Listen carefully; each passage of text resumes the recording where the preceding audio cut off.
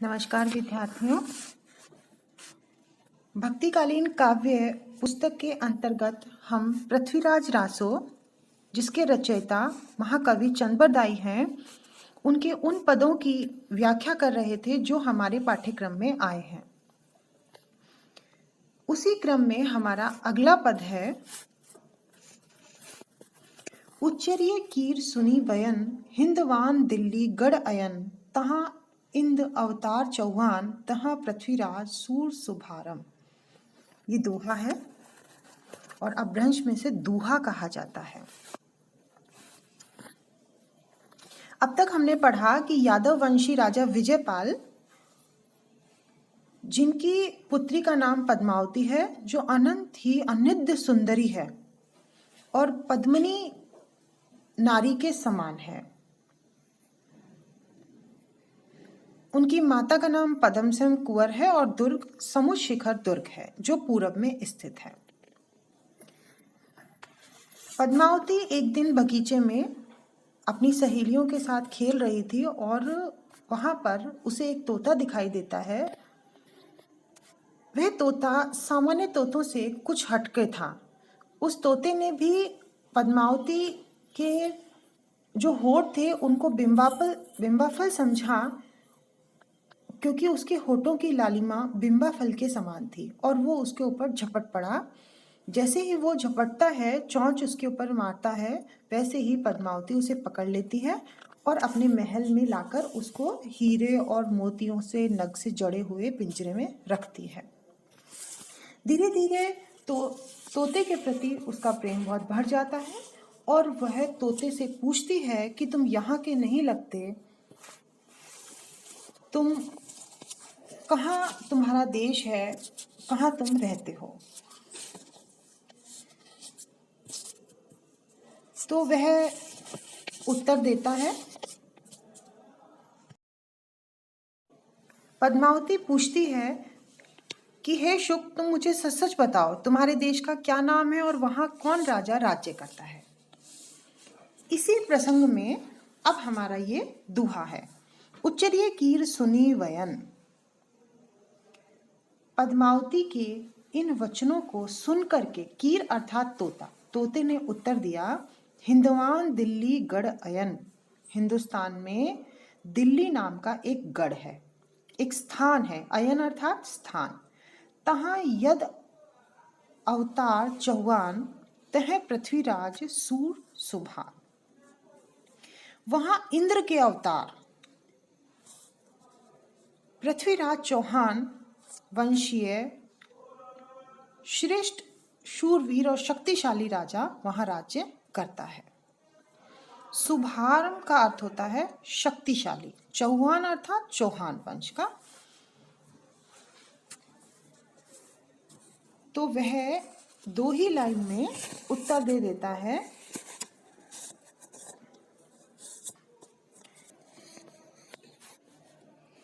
अगला हमारा कविता आता है, प्रिय पृथ्वीराज नरेश, जोग लिहि कग्गर दीनो, लगुन वरग रचि सरब, दिन द्वादश शशि लीनो। से अरु 11-30 साश संवत परमानः, जो वित्री कुल शुद्ध वरनी वर रश्यहु प्राण है।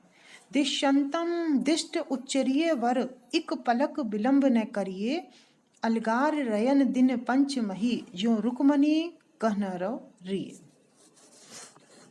कविता छंद में यह पद लिखा गया है, जब तोता पद्मनी से राजा पृथ्वीराज चौहान की इतनी प्रशंसा करता है, उसकी वीरता की, उन्हें बातें बताता है, तो मन ही मन पद्मावती उन्हें अपना पति स्वीकार कर लेती है और उस तोते से कहती है कि तुम जल्दी से जाकर मेरा संदेश राजा पृथ्वीराज को सुना दो कि मेरी जो विवाह की तिथि निश्चित हो गई है, अब वो आए और मुझे अपने साथ लिवाकर ले जाएं।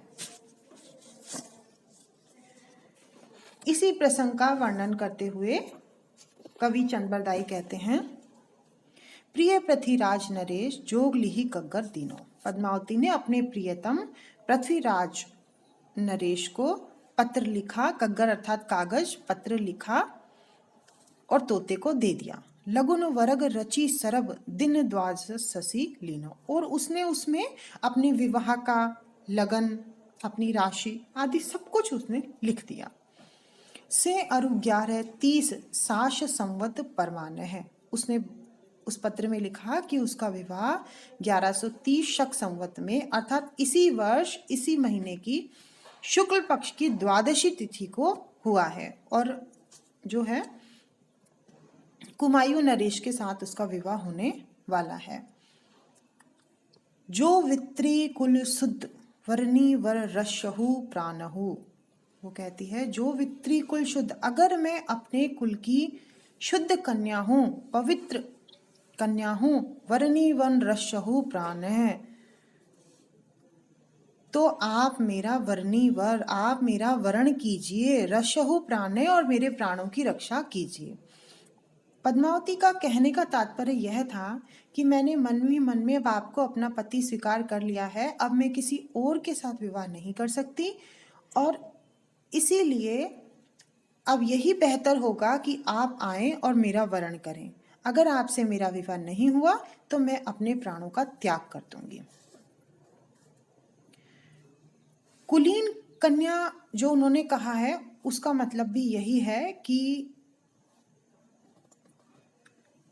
वह भी राजा पृथ्वीराज चौहान के समकक्ष ही एक अच्छे और श्रेष्ठ वंश की है। दिशन दिष्ट उच्चरीय वर एक पलक विलंब न कीजिए। पद्मावती जो पत्र तोते को दे रही है उसमें वह आगे लिखती है कि दिशन दिष्ट उच्चरीय वर, अब आप सब तरफ से मुझे देख करके और एक पल का भी विलंब न करें और तुरंत ही आप आ जाएं। अलगार रयन दिन पंचमही ज्यों रुक्मणी कन्हरव रिय।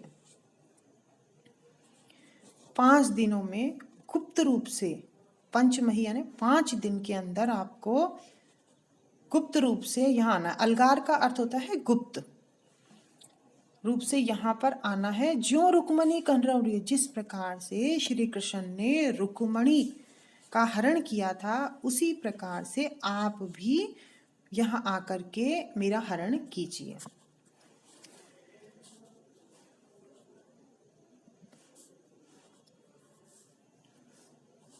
इस प्रकार राजकुमारी पद्मावती पत्र लिख करके और उसमें अपना पूरा वृत्तांत लिख करके तोते को देती है।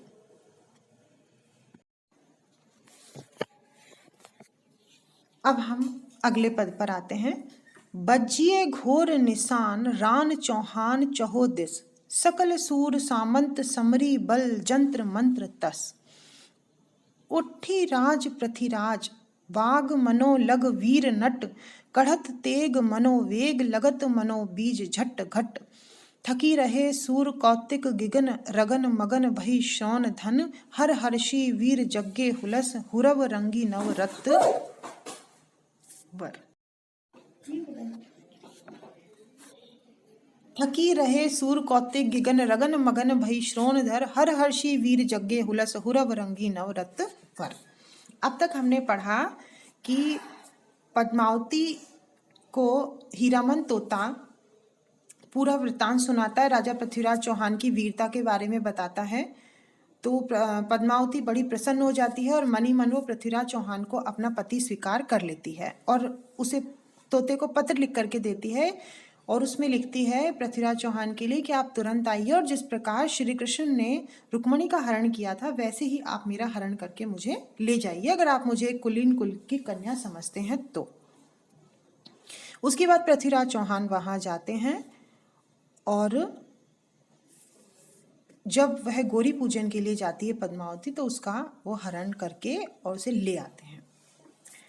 वहां पर आते समय विजयपाल और कुमायूं नरेश दोनों की सेनाओं के साथ युद्ध होता है, लेकिन राजा पृथ्वीराज चौहान विजयी होते हैं। फिर वो दिल्ली की तरफ लौट रहे थे तो वहां पर गौरी के साथ उनका जो है युद्ध होता है, उसी युद्ध का इसमें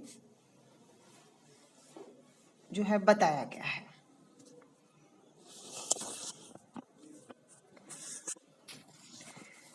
बज्जिए घोर निशान रान चौहान चौहों दिस। बज्जिए का अर्थ होता है बजने लगे, रान यानी राणा। जब पृथ्वीराज चौहान की सेना ने देखा कि शत्रु सेना शहाबुद्दीन की सेना आ गई है, तो चारों दिशाओं में पृथ्वीराज चौहान के नगाड़े बजने लगे। सकल सूर सामंत समरी बल जंत्र मंत्र तस, और जितने भी उनके सामंत थे, वीर थे, सैनिक थे, उन सब ने अपने तंत्र मंत्र जो भी वो भगवान का ध्यान करते थे वो सब किया, स्मरण किया और युद्ध के लिए प्रस्थान कर गए। उठी राज पृथ्वीराज बाग मनो लग वीर नट। पृथ्वीराज चौहान भी उठे और उनका हाथ इतनी शीघ्रता से घोड़े की लगान पर जा पहुंचा जैसे कोई नट अपनी कला का परिचय देता हो। कढ़त तेग मनोवेग लगत मनो बिज झट घट, और जैसे ही उन्होंने अपनी तलवार को म्यान से बाहर निकाला तो वह जो चमचमाती हुई उनकी तलवार थी वो ऐसी लग रही थी मानो बीज झट घट, जैसी काली घटाओं के बीच में बिजली चमक रही हो। इतनी तीक्ष्ण तेज चमकदार उनकी तलवार थी। थकी रहे सूर कौतिक गिगन रगन मगन वही श्रोणधर। पृथ्वीराज चौहान के इस युद्ध कौशल को देख करके सभी आश्चर्यचकित हो गए। सूर्य हों, गगन में जो सूर्य था वो भी आश्चर्यचकित हो गया। रगन मगन वही श्रोणधर, और जो धरती थी वो खून से लाल हो गई। इतने शत्रुओं का उन्होंने नाश किया, अपनी तलवार से उनको काटा। हर हर्षी वीर जग्गे हुलस हुरव रंगी नवरत्न वर।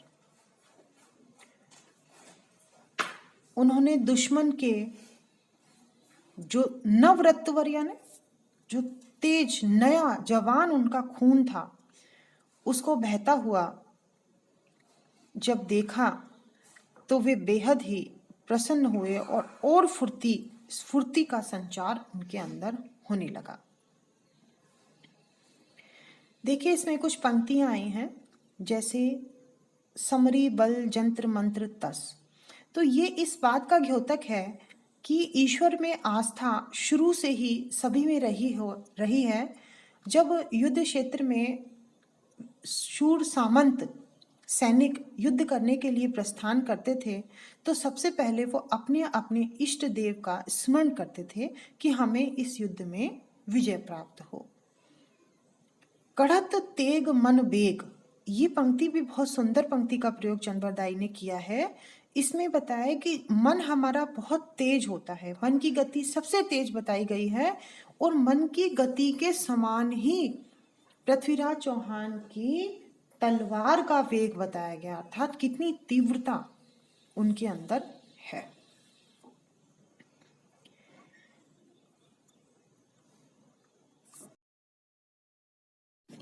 इस प्रकार इन पदों को पढ़कर हमने जाना कि राजा पृथ्वीराज चौहान की जिस वीरता, साहस, शूरवीरता, प्रताप, शौर्य का चित्रण वर्णन हीरामन तोते ने उससे किया था, पद्मावती से किया था, वह सत्य ही था।